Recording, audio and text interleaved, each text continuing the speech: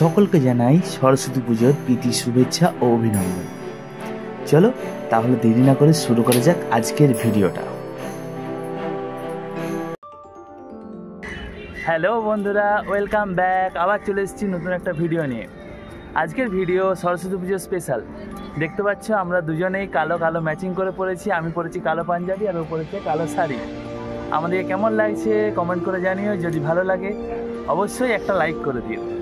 চলো আজকে এখন বেরোচ্ছি, কি করব তোমাদেরকে সব ভিডিওতে দেখাবো। হ্যালো বন্ধুরা, আমরা বেরিয়ে পড়েছি রাস্তাতে। দেখতে পাচ্ছ গাড়ি চালাতে ভিডিও করছি।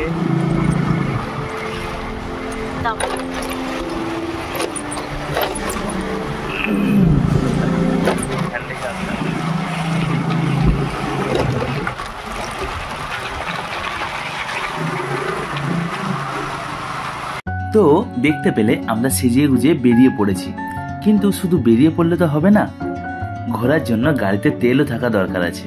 সেই জন্য প্রথমে আগে চলে গেছিলাম সিদ্ধেশ্বরীতে যে পেট্রোল পাম্প রয়েছে সেই পেট্রোল পাম্পে তেল ভরার জন্য। তেল ভরে তারপর আমরা বেরিয়ে পড়েছি রাস্তাতেই এসে আজকে প্রথমেই চলেছি আমরা ছিন্নমস্তা মন্দিরের দিকে।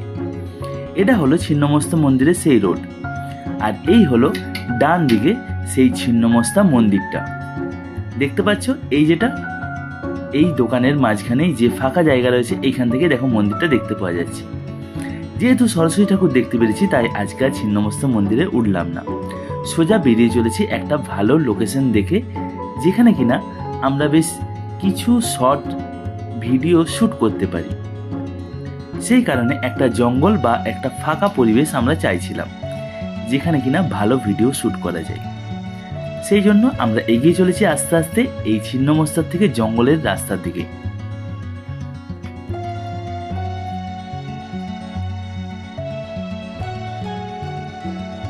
এটা হলো পোড়ামাটির রাস্তা। এই জঙ্গলের মাঝখানে যে পোড়ামাটির হাট বসে, সেই পোড়ামাটির হাটটা এই বা সাইডেই অনুষ্ঠিত হয়। এটাই হলো সেই পোড়ামাটির হাট। এইখানে দেখো সরস্বতী পুজো উপলক্ষে অনেক কাপেলরা এবং ফ্রেন্ড সার্কেলে যারা থাকে তারা বেশিরভাগই সেজে গুজে এইখানে এসেছে ভিডিও শ্যুট করতে, আড্ডা মারতে। যেহেতু আজকে ছুটির দিন, সমস্ত কাজকর্ম বন্ধ সকলে, তাই সকলে দেখো এইখানে ঘুরতে এসেছে। আর এটা একটা পুজোর দিনে ফাঁকা টাইমে ঘোরার একটা বেশ ভালো স্থান। তাই দেখতে পাচ্ছ পোড়ামাটি হাটটাও আজকে কিন্তু ভিড় আছে। আমরা এইখান থেকে এগিয়ে চলে যাচ্ছি। তারপর ধরলাম আমরা তুর্কি সীতারামপুরের যে চৌকানের রাস্তা, সেই চৌকানের রাস্তা দিয়ে। চারিপাশে সবুজে সবুজ দেখতে পাচ্ছ। এইখানেও অনেকে কিন্তু রাস্তায় দাঁড়িয়ে গল্প করছে। বেশিরভাগই কাপেলরা এখানে দাঁড়িয়ে রয়েছে। যেহেতু আমরা ভালো লোকেশনের খোঁজ করছিলাম, তার এর থেকে ভালো লোকেশন আর পাবো না। আমরা এসে উপস্থিত হলাম খড়িগাড়াতে। এটা হলো খড়িগাড়ার রাস্তা। সেদিন দুজনে দুলেছিনু বনে, কুলো ডোরে বাঁধা ছিল না। হ্যালো ফ্রেন্ডস, আজকে আমরা সরস্বতী ঠাকুর দেখতে বেরিয়ে তারপর সরস্বতী ঠাকুর না দেখে আমরা আজকে জঙ্গলে জঙ্গলে রিলস করেছি। কতগুলো রিলস করেছি তোমরা কিন্তু পেজটাতে ফলো রেখো, তাহলেই দেখতে পাবে আমাদের সমস্ত রিলসগুলো। আর কেমন কেমন রিলসগুলো করেছি তোমরা অবশ্যই দেখে কমেন্ট করে জানিও। আর যদি ভালো লাগে তাহলে অবশ্যই লাইক করো। আমরা দুজনে দেখতে পাচ্ছি এত সুন্দর ম্যাচিং করে পরে বেরিয়েছিলাম, তাই রিলসগুলো কেমন হয়েছে, ম্যাচিং হয়েছে কিনা তোমরা কমেন্ট করে অবশ্যই জানাবে। ঠিক আছে, চলো রাত্রেবেলায় বেরোচ্ছি ঠাকুর দেখতে। তখন কিন্তু তোমাদেরকে বিষ্ণুপুরের সমস্ত ঠাকুরগুলো আর সেই ঠাকুরের মণ্ডপগুলো তোমাদেরকে সবই দেখাবো। চলো এখন আমরা ফিরে যাচ্ছি বাড়িতে, খাওয়া দাওয়া করে তারপরে আবার বেরোবো। এইখান থেকে বেরিয়ে আমরা শুরু করছি এবার ঠাকুর দেখতে যাওয়ার পালা। ঠাকুর দেখতে বেরিয়ে প্রথমেই আমরা শুরু করেছি পোকাবাঁধের পাড়ে মনমিলো ক্লাবের ঠাকুর থেকে। এইবারে এইখানের থিম সহজ পাঠ। বাচ্চাদের যে পড়ার বই ছিল ছোটবেলায় সহজ পাঠের, সেই সহজ পাঠ বইয়ের আদলেই এইখানের থিম এই বছরের। তারপর ধীরে সুস্থে আমরা এগিয়ে চললাম মাধবগঞ্জের রাস্তার দিকে। মাধবগঞ্জে যাওয়ার আগেই এইখানে বা সাইডেই করেছে এক সরস্বতীর মূর্তি। খুব সুন্দর মূর্তি, চারিপাশে ফুল দিয়ে সাজানো রয়েছে। এইখান থেকে ঠাকুর দেখে আমরা তারপরে এগিয়ে যাব পরবর্তী ঠাকুরের দিকে। তারপর রাস্তা ধরে আমরা এগিয়ে চললাম মাধবগঞ্জের বড়মতলার দিকে। বড়মতলাতে পুজোর মণ্ডপটা বেশ বড় সড়ো করেই করা হয়, সেই কারণে বড়মতলার ঠাকুর দেখার একটা টান রয়েছে আমাদের। তাই আমরা এইখান থেকে সোজা চলে যাচ্ছি বড়মতলার এই ঠাকুর মণ্ডপটাতে।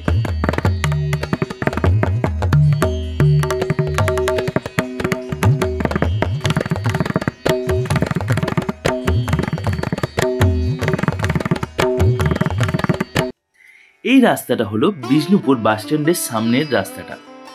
বিষ্ণুপুর বাস স্ট্যান্ডের পিছনেই যে সরস্বতী পুজো হয়, সেই সরস্বতী পুজোর উপলক্ষে এই রাস্তার চারিপাশেই আলো দিয়ে সাজানো থাকে। দেখতে পাচ্ছ একটা বড় মাপের রাজহাঁস এইখানে রয়েছে, এটাই এই বছরের পুজোর থিম। আমরা এখানে এসে উপস্থিত হয়ে পড়েছি। আমাদের পিছনে দেখতে পাচ্ছি সেই বড় জায়ান্ট রাজহাঁস।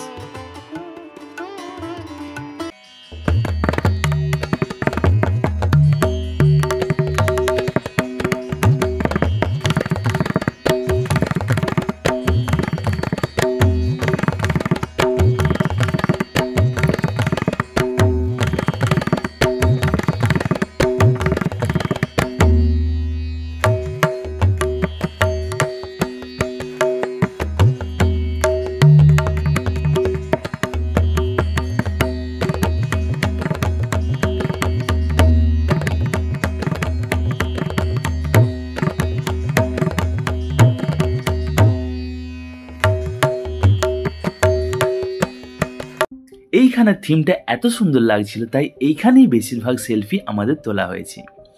অনেকগুলোই সেলফি তুলেছি, আর এই থিমটার ব্যাকগ্রাউন্ডে রেখে খুব সুন্দরভাবে ছবিও আসছে। এইখানে যেমন বড় একটা রাজহাঁসের থিম রয়েছে, তার পাশাপাশি কয়েকটা রাজহাঁসও এইখানে রয়েছে, জ্যান্ত একদম। দেখতে পাচ্ছ ঘোরাফেরা করছে।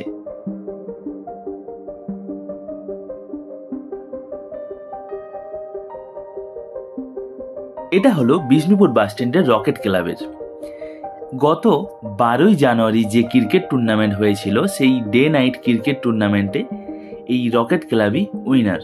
এইখানে তার ট্রফিটাও দেওয়া রয়েছে আর চেকটাও রয়েছে এইখানেই। এইখান থেকে বেরিয়ে আমরা সোজা এবার চলেছি ময়রাপুকুরের রাস্তাতে। ময়রাপুকুরের রাস্তা যাওয়ার পূর্বেই বা সাইডে আরেকটা সরস্বতী মণ্ডপ রয়েছে। এইখানে দুর্গা প্রতিমাও হয়, প্লাস সরস্বতী পুজোও হয় প্রত্যেক বছরই। রেণু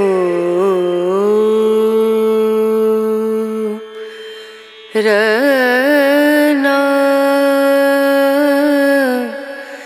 রনা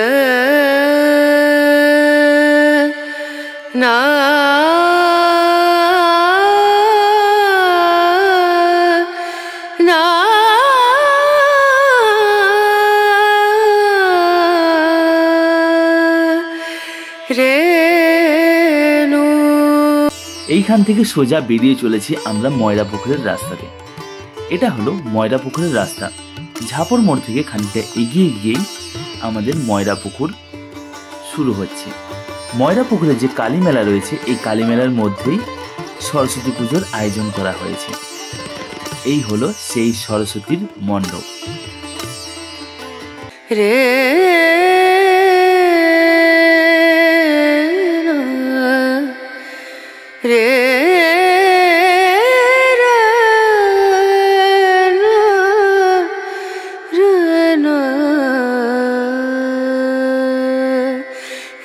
नजरिया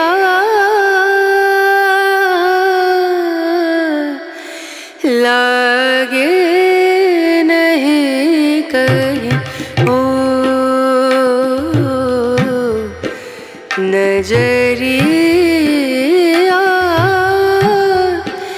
ময়রাপুকুর থেকে বেরিয়ে এসে আমরা প্রবেশ করছি বুড়াশিবতলাতে। বুড়াশিবতলাটা হলো গোপালগঞ্জের একটা বড় শিব মন্দির। এই শিব মন্দিরের সামনেই সরস্বতীর মণ্ডপ তৈরি হয়েছে।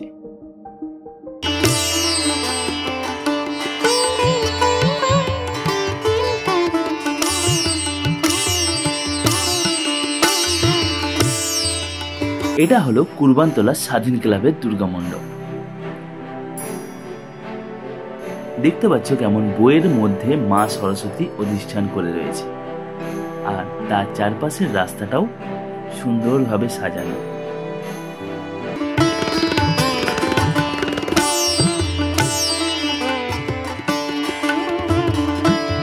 নেক্সট আমরা যে মণ্ডপে প্রবেশ করলাম সেটা খুব আকর্ষণীয় একটা মণ্ডপ, সেটা হলো ধোবাপাড়াতে। চকবাজারের মধ্যেই এই ধোবাপাড়া অবস্থিত। এই বছর এখানকার পুজোর মণ্ডপের থিম খুব আকর্ষণীয়। দেখতে পাচ্ছ খুব সুন্দরভাবে চারিপাশে বাচ্চাদের ছবি দিয়ে সাজানো একটা থিম। চলো ভিডিওটা দেখো।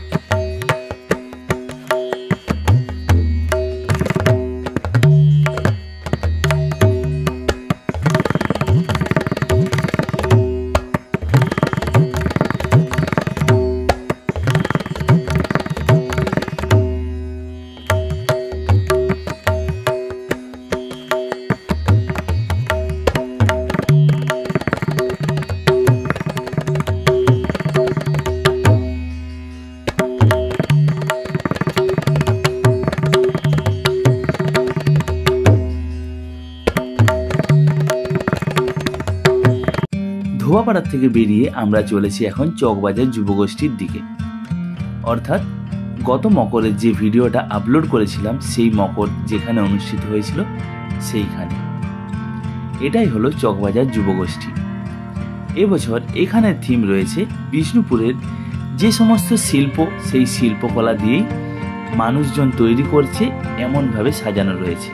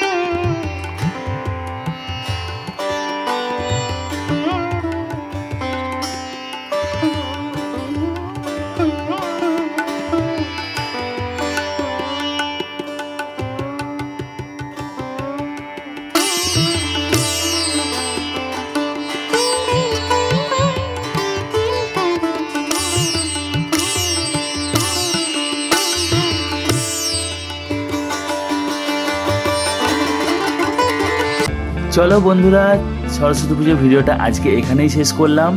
দেখা হচ্ছে পরবর্তী ভিডিওতে। আজকের মতো tata, bye bye, good night.